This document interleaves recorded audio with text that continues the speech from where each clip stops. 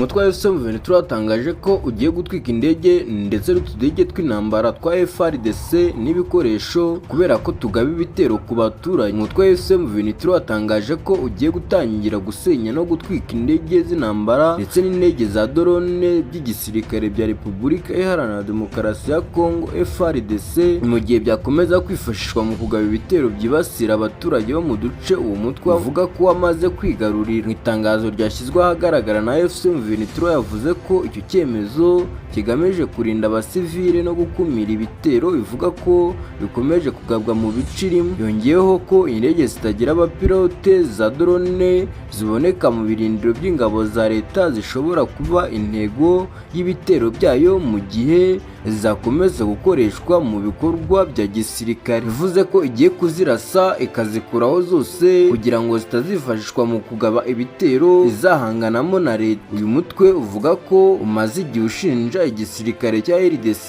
kugaba ibitero byo mu kirere mu duce twafashwe, ibintu bivuga ko byagiye bigira ingaruka ku baturage b'abasivile basanzwe batuye muri utwo duce, aho bicwa bakarimburwa ari benshi. Kugeza ubu ngubu ubuyobozi bwa leta ya Kinshasa ntiburagira icyo butangaza ku mugaragaro kuri aya magambo ya M23. Icyakora imirwano mu burasirazuba bw'icyo gihugu imaze igihe ikomeje kandi ikaba yarateje impunzi n'abimuwe mu byabo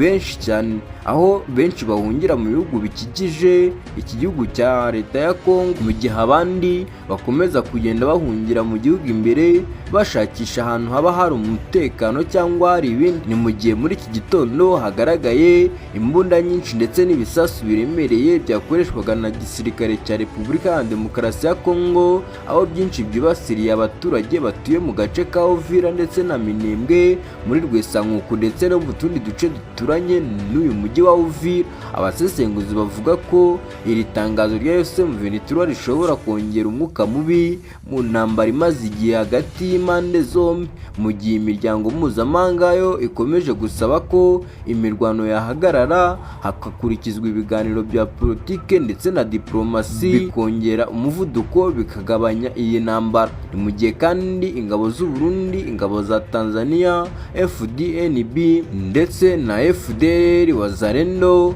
ndetse n'indi mitwe ifasha leta ya Kinshasa zikomeje kuhasiga ubuzima, dore ko ku munsi w'ejo hagaragaye impfu z'abantu benshi b'abaturage ndetse n'imirambo myinshi y'abasirikare ba Wazalendo, aba FDLR, aba FDNB, aba Tanzania ndetse n'abangora, abacancuro ndetse n'abandi bafasha FARDC, aho bivugwa ko M23 yari yarashe indege ndetse ikarasa ndetse n'amato menshi agera kuri 3 ya gisirikare ya FARDC yari ari mu kiyaga cya Tanganyika muri iki kibaya, aho bivugwa ko yaje kurashwa n'ihuriro M23 riturutse mu gace ka Rubambu, aho yaje kuzirasa zose zikagwa hasi ndetse abasirikare b'Abarundi 86 bagahita basiga ubuzima. Abasirikare b'Abarundi nibo bakomeje kubitikiramo mu burasirazuba bwa Kongo, aho imirwano ikomeje kwibasira cyane abaturage ndetse n'abo basirikare, aho bivugwa ko abasirikare b'u Burundi bagerageza kurwana n'aba M23